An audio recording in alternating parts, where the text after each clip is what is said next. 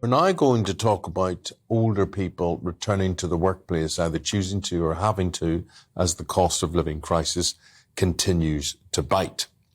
Well, living costs, a large proportion of the increase has been driven by men over 65 years of age, amazingly. It's a report called Rest Less. They're a digital community for over 50s. We can speak to their chief executive, Stuart Lewis.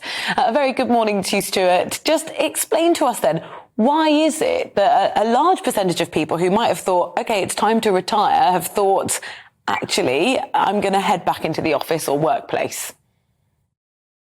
Firstly, to put in context, what we're seeing is due to rising life expectancy and declining fertility, workers in their 50s and 60s have driven most of the UK's employment growth over the last 30 years, until suddenly when the pandemic hit, what we saw is that decades-long trend change, and due to a combination of health challenges, age discrimination in the recruitment process, and people using the pandemic to reconsider what they want from life and career, we saw that decades-long trend change. I think what we're now seeing is that older workers are starting to return to work again for the first time since the pandemic started, with many delaying retirement or even considering unretirement. And as you rightly said, over 65 seem to be driving a large part of this increase. So, for example, in a survey of our retired restless members, 1/3 of them said that they would consider returning to work or had already, with nearly half of those considering it, saying it was for a mix of reasons, including the social and wellbeing aspects, as well as to top up pensions or to protect against the cost of living crisis. So people need the money, they need the dosh. They've also, Stuart, had a chance to sample retirement. Maybe they didn't like it. Yeah, so if you think the pandemic has been an isolating time for many of us, actually, so from a social and well-being perspective, we often forget how much of our social network and connections are related to the workplace. So for anyone retiring cold turkey after 4 or 5 decades in the workplace, it can leave people feeling even more isolated. So now that things are opening up again, we're not surprised to see many people considering coming back into the workplace for the social and well-being aspects of doing so. Sounds like they're working hard behind you. What is that sound? That's probably my computer fan, unfortunately. That's okay. At least the computer's working hard.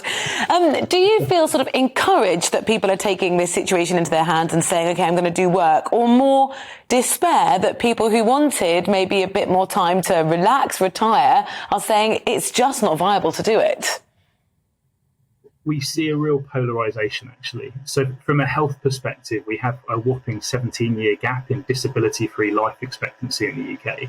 And that obviously leads to really polarised attitudes to and ability to work later into life. So for some people staying engaged, they've got no hope, no dream of retiring because they love what they're doing so much and they get real purpose and energy and social connections from it. For others, if they're struggling with health challenges and they're really find the job physically demanding, it can be a much less fortunate set of circumstances having to continue working to make ends meet.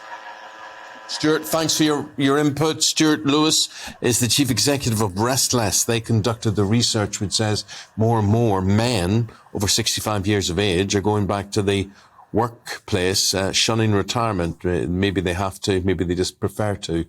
Tell us your stories and get in touch with us, gbviews@gbnews.uk, or you can tweet at GBNews.